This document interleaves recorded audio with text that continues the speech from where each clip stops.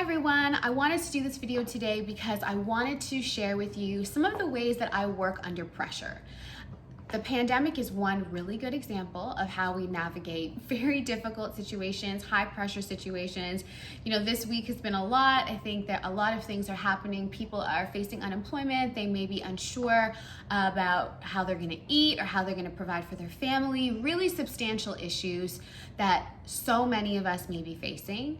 And obviously these strategies are not helpful for everyone. They're not helpful in every single situation. But for me, as someone who has been self-employed for about 10 years and has gone through, various highs and various lows, both personally and professionally, these are some of the strategies that I use and that I employ that help me move through really difficult times. So let's jump right into it. Okay, number one, I think sometimes we want to focus on goals versus habits. And I fall into this too. So I'll map out a bunch of things that I really want to achieve, which is great. However, the way in which we move towards a goal isn't necessarily just by identifying it. It's thinking about how every single day we're doing something that brings us closer towards our goals. So I'm using this app, I'll share it right now, and it's a really great app and it helps me map my habits. And it also, congratulates me when I'm doing a good job of meeting all of my habits. So this way I map in things, simple things like making my bed, brushing my teeth, making sure I'm taking out the garbage every day, doing laundry, things that are important for the general running of a household, but also things that are helpful in terms of the work that I'm doing. So if I am working on a new project, then I build that into my habit app. I also, as a parent, I do online parenting classes because I think anything worth doing is worth studying and learning from experts about how to do it better. So I learn from experts and I map that into my habit tracker. It might not be something that you're doing every single day, but I would suggest that for most goals that are deeply important to you, you really should be finding some small way of moving it forward all the time. This also really helps you map out how you're using your time and go back and really reflect on how that's happened. And I think the more that we can see, okay, I've been building on this habit for the last 16 days. For me, a small habit was flossing. I was not flossing. I was brushing my teeth, obviously, twice, 3 times a day, but I wasn't flossing. Building it into a habit tracker helped me be more accountable to myself. And also, again, helps me feel really proud when I've been doing it for 15 days, for 16 days, for 21 days. When you really get to reflect back and see how far you've come, see how long you've been doing it, it really adds up. Repetition is really the way that we learn. I work with a lot of different kinds of educators, and we know this through advertising as well. I think it takes maybe 7 times of seeing one particular advertisement for it to really stick and it to start having the kind of impact that advertisers mean. And advertisers spend billions of dollars researching how the human mind works, researching how we respond to these sorts of prompts. But ultimately, what it comes down to is a lot of repetition. And this is why the best way to accomplish a goal isn't to focus specifically on the goal, but to focus on the habit. Because sometimes when you're working towards accomplishing a goal, it'll feel great. You're doing really, really well and you're getting lots of praise and it feels awesome. But sometimes it's not going to look like that, especially at a time right now. We will do things that, again, are focused on the immediate. But thinking about habits is really thinking about things like 30 days, 60 days, 6 months, a year. How can you track what it looks like for you to drink water for, a gallon of water every day for a year? And this rolls into the next one. One of the most important things for me to remember is that we overestimate what we can get done in a day and we underestimate what we can get done in a year. I think it's also part of a culture that glorifies being very, very busy. So I'd write down every single thing I had to do, and every time I would talk to someone, I would say, oh my gosh, I'm so busy, I have so much going on. And this time, particularly this pandemic, has really helped me realize that there are very clear limits to what I can accomplish in a day, especially if I'm parenting full time. So if I'm with Soleil all the time, as much as I might want to get through a to-do list all the way straight, that likely I will not be able to. The times I get to work are when she's napping, or before she wakes up, or after she goes to sleep, and those times are very specific and they're usually time bound by maybe 1 to 3 hours max at a time. So understanding that my time just got shrunken. And also I was more tired because of the way that I was spending my day. I was doing a lot more all throughout the day. You know, when you're home more, you're washing dishes more, you're cleaning the floor more, you're doing laundry more. So all of those things were happening more. So I needed to be substantially more realistic about what I could accomplish in a day, which was so helpful for me to start thinking about my work. And I've done this before. Instead, I think, okay, what am I accomplishing over the month of May? How am I gonna map this out into small 2-3 hour time blocks? And sometimes it's really only an hour because I have so many things I have to attend to in a day. I can only move a project forward very slightly over that period of time. And I have to be forgiving, and other people have to be forgiving, because this is just the reality of the time that we're in. And absolutely, sometimes there are things that have to get done, which mean I don't get to have 8 hours of sleep and I gotta stay up really late to make sure that I finish something. But in general, overestimating what you can do in a day and underestimating what you can do in a year is really part of self-sabotaging behavior, and it can just drown you in this idea that there's so much to do and you can't do it. So I'm sure you've had the experience where you have so much to do and instead of doing it, you go have a nap. So this allows me to not overwhelm myself so much and to, again, be more present and more focused. And so and I always do this, I always map out 1-year plans and 3-year plans, but it has allowed me to really re-envision that. Understanding that things really do take 6 months to a year, for the most part, for us to see very substantial change. Number 3, this one is really tough for me. For so many different reasons, and I think it can be really tough for a lot of people, but being a perfectionist. Now, being a perfectionist is self-sabotaging behavior, and it can be time in general when I think things are very difficult and we are struggling with trying to find control, and this is an example of a time like that. Everything is very chaotic, we're not quite sure what's going to happen next. We don't have a lot of control over what is happening to us on a day-to-day basis. And so because of that, it can often cause us to be even more controlling of things that we do perceive that we have control over, and this can make us perfectionists. I think there are lots of other reasons why we can move into perfectionist behavior. Some of them have to do with trauma, some of them have to do with the way that we were brought up, but for whatever reason you happen to have a perfectionist streak, what this can mean is you work so hard on wanting something to be perfect that you don't actually do it at all. And I think that anything worth doing is worth doing badly. This is something I've learned from my daughter. You know, she's 2, and for 3/4 of her life, she has been trying to figure out how to communicate clearly with me. And she doesn't feel embarrassed about the fact that she doesn't know certain words and doesn't know what they mean.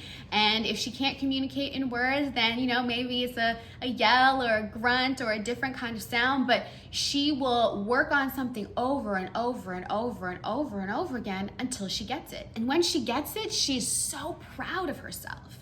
And I really want to encourage you to, you know, launch that podcast, write that book, produce that video, whatever it is that you're really wanting to work on, produce it and do it badly first. The only way that you have an opportunity to learn and to actually get better is by seeing it happen badly.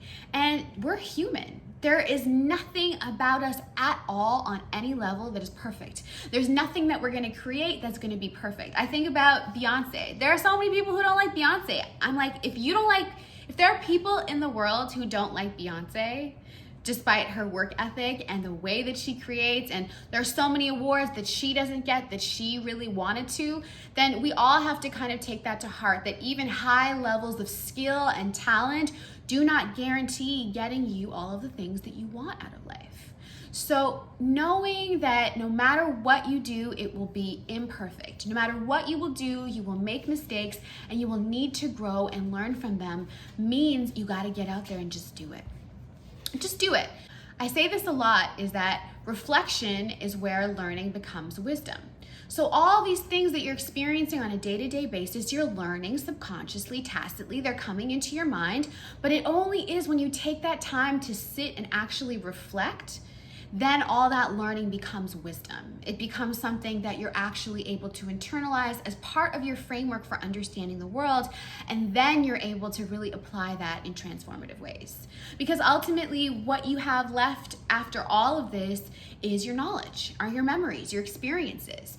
what we've seen definitely during this time is that so many of the things that we may have defined ourselves by can be gone in a moment. You may have really defined yourself by the work that you're doing, but that might not be available to you.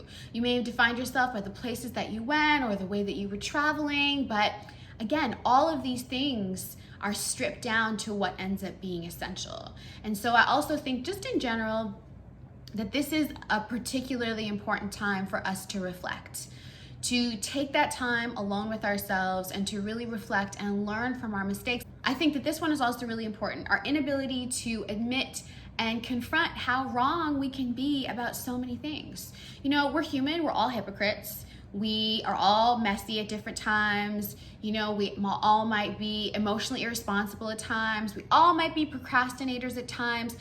And this is just a part of life. I think that sometimes we want to feel as though we're at a level that is so profoundly different from everyone else, or we look at other people and we're like, how could someone do those kinds of things?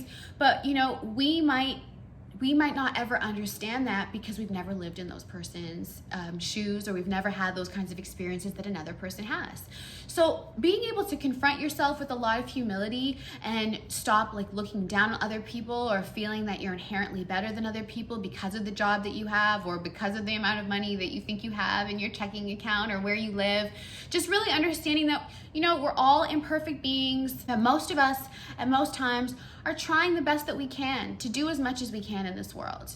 And I think all human beings are inspired by our desire to better ourselves, to have really big dreams for what our future could be, to want more and more for ourselves, and struggle with our inability to maybe accomplish the things that we want to. So having a sense of compassion for yourself, a sense of honesty with yourself, but also the humility to recognize that you're really no better than anyone else. The next one for me that is incredibly important is discipline, okay? Self-discipline is so crucial in accomplishing anything that you want to accomplish. And discipline is about understanding that you are delaying short-term gratification for long-term gain. And this can happen in context of so many different things in your life. It can mean, you know, fear of missing out. And maybe that for a lot of people, because there's not really so much happening outside, that this can be something that, you know, you're not so afraid of missing out because there's not so much happening. But you might really want to go out to that party. You might really want to eat that food. You might want to do whatever it is you want to do right now because the short-term gratification is tangible, it feels good, and it shifts whatever feelings you might be having in the moment. And those can be really good reasons to opt for short-term gratification. But long-term gain is about you writing love letters to yourself in the future. It's about you making commitments to the future version of yourself. Some of the ways that I really work on discipline is understanding that you can't just say, I'm not gonna do this anymore, and then it's that way, right? So discipline really means setting yourself up to succeed. So for example, I had to quit ordering off of Uber Eats, and now I've been like 30 days off of Uber Eats, which is amazing for me. So what I had to do was, you know, delete the app, right? I had to delete the app. I had to withdraw all my credit card information from it so that even if I had a moment of weakness and I wanted to download the app, I had to download it. I had to input my credit card information. I keep my credit cards in a completely separate place. I really had to set things up so I would be more likely to succeed.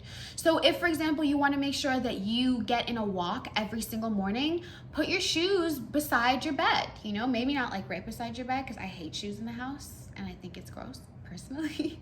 But you know, put your running stuff like right beside you so that as soon as you wake up, it's the first thing you see. If you're really trying to drink more water, maybe you got a bottle of water in your room, like one of those refill bottles, and you got one, you know, in your kitchen, and you have one beside your desk, but set yourself up to succeed. It's also about that. It's about making promises to yourself that you want to keep. A lot of the time, we will break promises to ourselves for other people easily. The next one I would want to say is gratitude. So I'm going to share here, I use this gratitude app, and every morning, you know, it really asks me these questions about what I have to be grateful for, what I'm going to do to make the day great. And then at the end of the day, I get to reflect on what I've done and how well I feel. And it has really had such a really profound effect for me in my life. Even in times that feel so difficult and so challenging for a lot of different reasons, everyone's dealing with their own things. I'm so grateful for my baby. I'm really grateful for my plants that are growing. I'm really grateful for my puppy and getting to have cuddles, even though I've been cleaning up so much poop for days, you know? All of these things can seem really small, but those small, tangible joys and our ability to focus on them make our lives tangibly better, right? They make our lives more full and more rich. And they also remind us again of what's essential. They also remind us of what's essential. And even on the days where I'm just like, oh my gosh, this day was a wreck, I think little things like we have running water, you know, we have garbage pickup, we have amenities that allow us to have these functional, happy as possible lives. There are so many people who can be dealing with situations that are, you know, so much harder than what we might have to deal with, but we can get into the habit of complaining, right? And I think we've seen, you know, there's lots of protests out there, people who are mad because they can't get a haircut, you know, and there are people who may be justifiably mad for other reasons, but people who are mad because we can't get a haircut, you know, you got to put some things into perspective, because a haircut, you know, does not really compare to having your health. It doesn't really compare to preserving the life of the people around you and recognizing how interconnected we are and how we really have the ability to impact each other. I think that a lot of American individualism can really have us forgetting how interconnected we truly are, how interconnected our entire world is. And I think this is a good time to really understand that and to practice as much gratitude for even the very small things. So, okay.